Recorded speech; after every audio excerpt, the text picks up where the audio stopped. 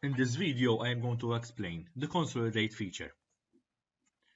Here we have a worksheet where we have a list of barcodes together with the amount of quantities of items that were sold by this particular salesperson. Let's call him salesperson 1.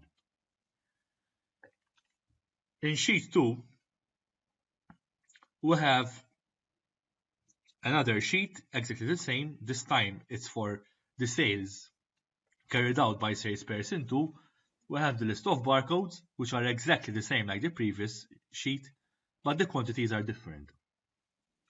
What we're going to do in this example is we're going to create a new sheet. I am going to call it Consolidated Sales. Here I'm going to have all the totals of all the items sold. So I am going to copy the list of barcodes. And here I'm going to have the quantities. What I want is that here in this cell I will have the total of this plus this. And the same for the other cells. We can do this either by using the conventional addition or sum functions.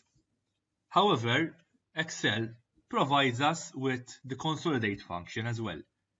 This can be found in the data ribbon, and it is this button here. Before we use the Consolidate button, it is very important that we make sure that we select the first cell that we are going to use as a reference where to write our Consolidate results. In our case, it is this cell. So I'm going to click on Consolidate. Here, since I am going to add the quantities, I am going to choose Sum. As you can see, there are other functions that you can use. I am going to click on the reference text field, and then I'm going to click on salesperson 1 and highlight the quantities of salesperson 1. Once I have the reference written here, I'm going to click on Add, and then I'm going to go to the other sheet. Note that automatically these are selected as well, this time of salesperson 2, and then I'm going to click on Add as well. Since you only have 2 sheets, we're done.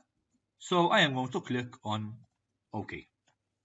And as you can see here, in the Consolidated Sales sheet, we have the totals.